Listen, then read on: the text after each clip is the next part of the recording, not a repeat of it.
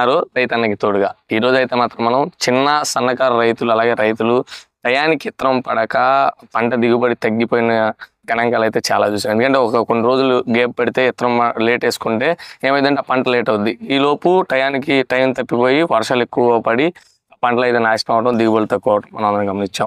అలాగే ఇప్పుడు మీ ముందుకైతే మాత్రం ఈరోజు కిసాన్ చాయిస్ సీడ్ డ్రిల్ గురించి అయితే ముందు ఎందుకు తీసుకొచ్చామంటే టయానికి విత్తనం ఒక రైతు అవునండి, చిన్నకారు రైతు స్వయంగా తమకు తాము విత్తనం వేసుకునే విధంగా అయితే మాత్రం ఈ కిసాన్ చాయిస్ ఈ సీడ్ డ్రిల్ అయింది. మనతో పాటు రఘు గారు ఉన్నారు కిసాన్ చాయిస్ తరపు నుంచి. రఘు గారు నమస్తే అండి. నమస్తే. అసలు ఈ సీడ్ డ్రిల్ గురించి అయితే మాత్రం ఈరోజు మా యూట్యూబ్ ఛానల్లో పరిచయం చేద్దాం అన్న ఉద్దేశంతో అయితే మాత్రం ఈరోజు ఈ వీడియో అయితే చదువుతుంది. అసలు ఈ సీడ్ డ్రిల్ అనేది ఎలా ఉపయోగపడుతుంది అసలు? ఇదేంటంటే ఇంతకుముందు రైతులు మాన్యువల్గా విత్తనాలు వేసుకునేవాళ్ళు, సమయం వేస్ట్ అయ్యేది, కూలీలు అనేది దొరికేవాళ్ళు కాదు. సో కూలీ ఖర్చు కూడా ఎక్కువగా ఉంటుంది. సో దాన్ని అధిగమించడానికి అయితే ఇప్పుడు ఈ సీడ్ డ్రిల్ మిషన్ అయితే మార్కెట్లోకి వచ్చింది. గత 2 సంవత్సరాల నుంచి మేము చాలా మంది రైతులకైతే ఇచ్చాము. ఓకే. సో ఈ సీడ్ డ్రిల్ మిషన్ తో మనం అనేక రకాల విత్తనాలు వేసుకోవచ్చు. పత్తి కానీ, బెండ, ఇంకా అనేక రకాల కూరగాయ విత్తనాలు, జొన్న, మినుము, వేరుశెనగ, ఇలా అనేక రకాల విత్తనాలు అయితే వేసుకోవచ్చు. ఓకే. ఇప్పుడు మనం చూసినట్టయితే ఒక మొక్కజొన్నకు వేరే విధంగా సాల్డ్ అనేది ఉంటుంది, మినుముకు వేరే విధంగా సాల్డ్ అనేది ఉంటుంది. ఇప్పుడు దీన్ని ఎట్లా అడ్జస్ట్ చేసుకుంటూ ఉంటుంది? ఇక్కడ మనకి 12 టీత్ అనేది ఇచ్చేస్తాం. ఓకే. ఈ 12 టీత్ అంటే మనకి మినుము 4.5 అంగుళాలు విత్తనం అనేది పడింది, అంటే విత్తనానికి డిస్టెన్స్. ఓకే. సో మనం ఈ టీత్ అనేది మనం అడ్జస్ట్ చేసుకుంటే మనకి డిస్టెన్స్ అనేది పెరుగుతూ ఉంటుంది. ఓకే. ఆ టీత్ అడ్జస్ట్మెంట్ కోసం మనకి కొన్ని ప్లేట్స్ అయితే ఇచ్చారు, డమ్మీ ప్లేట్స్. సో ఈ డమ్మీ ప్లేట్స్ దీంట్లో పెట్టుకున్నట్టయితే కొన్ని టీత్ అనేది తీసేసి ఈ ప్లేట్స్ అనేది అమర్చుకోవాలి. ఓకే. సో అప్పుడు మనకి 8 టీత్ కానీ, 9 టీత్, 10 టీత్, 7 టీత్ అట్లా అడ్జస్ట్ చేసుకోవచ్చు. అప్పుడు డిస్టెన్స్ అనేది పెరుగుతూ ఉంటుంది. ఓకే. ఇప్పుడు మనం చూస్తున్నట్టయితే ఒక్కొక్క సీడ్ అనేది ఇప్పుడు సపోజ్ ఉందనుకోండి, గ్రౌండ్ నట్ వచ్చేతలకి చాలా సైజ్ ఉంటుంది. దాన్ని ఇప్పుడు సీడ్ డ్రిల్ ఎలా ఈ అమ్మాయిల ద్వారా మార్చుకోవటమేనా? ఇప్పుడు మనకి విత్తనం సైజు బట్టి ఇక్కడ వీల్స్ అనేది ఇవ్వడం జరిగింది. ఓకే. ఇక్కడ పెద్ద విత్తనం కావాలంటే పెద్ద వీలు. ఓకే.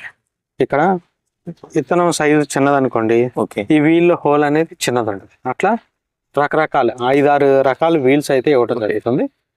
ఈ వీల్స్ లో ఏంటంటే ఏ విత్తనం మనకి సెట్ అవుతుంటే ఆ వీల్ అనేది దీంట్లో పెట్టుకోవాలి. ముందు మనం విత్తనం వేసుకునే ముందు ఆ విత్తనాన్ని దీంట్లో చెక్ చేసుకోవాలి, కంపల్సరీ చెక్ చేసుకొని ఆ వీల్ అనేది ఇక్కడ హోల్ ఉంటది. ఓకే. ఈ వీల్ పెట్టేది దాంట్లో పెట్టుకోవాలి. ఓకే. ఇప్పుడు మనం ఈ మిషన్ ని మనం విత్తుకోవాలంటే ఎలా ఉండాలి నేల, అంటే ఎన్నిసార్లు ఎలాంటి నేల ఉండాలి?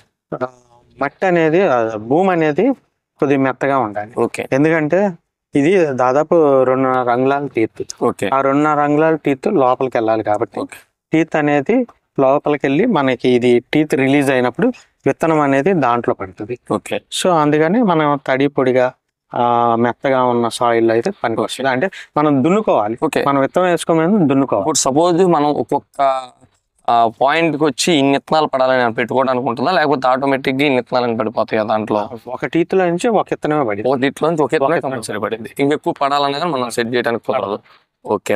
ఇప్పుడు మనం చూస్తున్నట్టయితే ఇప్పుడు నేటి పరిస్థితిలో మనం చూస్తున్నాం చాలా మంది రైతులకు కూడా కూలీల సమస్య ఎక్కువగా ఉంది. ఇప్పుడు ఈ మిషన్ ఒక రోజుకి సపోజ్ ఏ పంట అయినా సరే ఎన్ని ఎకరాల్లో విత్తుకోవచ్చు విత్తనం?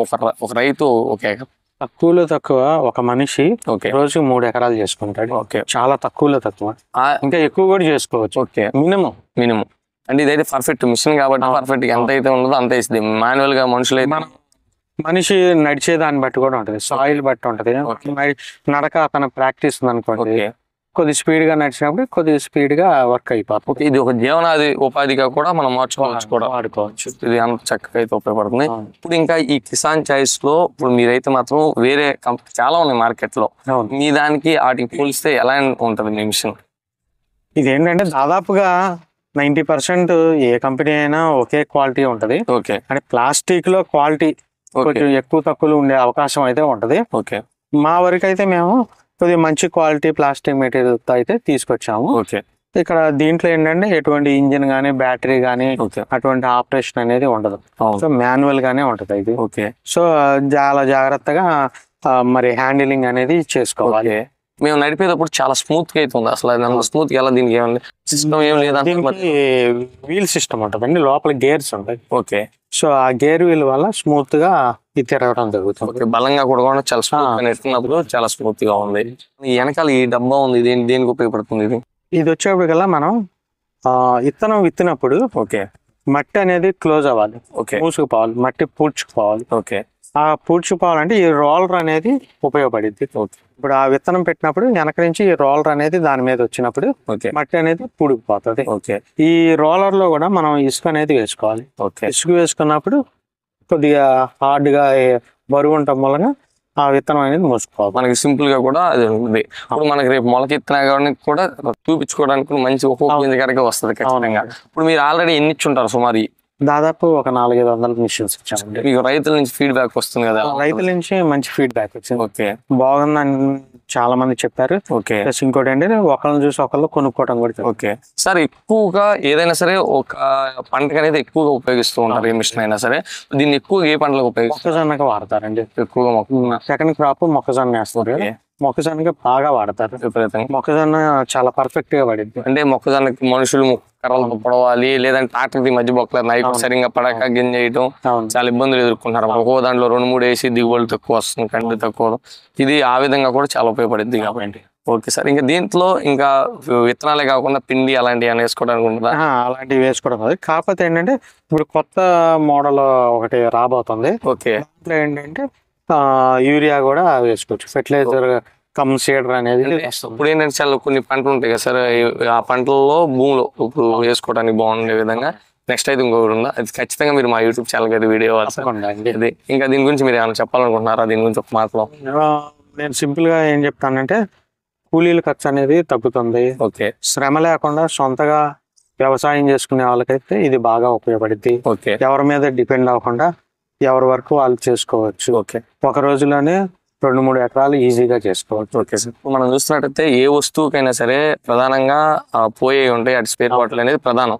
ఇప్పుడు దీనికి స్పేర్ పార్ట్లు ఏమేమి పోయే అవకాశం ఉంటుంది, అవి మీ దగ్గర దొరుకుతాయా? ఎక్కువగా దీనికి ఏంటంటే ఈ ప్లాస్టిక్ ఐటమ్ కాబట్టి కొద్దిగా టీత్ చేంజ్ చేసినప్పుడు, కొద్దిగా హార్డ్ గా హ్యాండ్లింగ్ చేసినప్పుడు ఈ ప్లాస్టిక్ అనేది పగిలే అవకాశం ఉంటుంది. అంటే వాళ్ళ హ్యాండ్లింగ్ బట్టి. ఓకే, సో ఆ స్పేర్ పార్ట్స్ కూడా దొరుకుతా ఉంటాయి. ఓకే, ఆ ప్లాస్టిక్ ఐటమ్స్. అట్లానే ఈ టీత్ కూడా ఫ్యూచర్ లో ఏదన్నా అరుగుదల వచ్చినా గానీ, సరిగ్గా టీత్ రిలీజ్ అవ్వకపోయినా గానీ కొత్త టీత్ మార్చుకోవచ్చు. ఆ టీత్ కూడా దొరుకుతాయి. ఓకే, ఇప్పుడు ఇది మనం చూస్తాం కదా, ఇప్పుడు మన రవి గారు అయితే మాత్రం దీని గురించి మాత్రం పూర్తిగా చెప్పారనుకుంటున్నాను. ఇంకా మీకు తెలియదు ఉంటే కింద కామెంట్ రూపంలో తెలియజేయండి. అలాగే కింద ఉన్న నెంబర్కి కాల్ చేసి దీని గురించి పూర్తి విషయాలు తెలుసుకోవచ్చు, అలాగే ఆర్డర్ చేసుకోవచ్చు. ఇది ఈ రోజు వీడియో. మరో వీడియోతో మళ్ళీ కలుసుకున్నాం. ప్లీజ్ సబ్స్క్రైబ్ రైతన్న తోడుగా.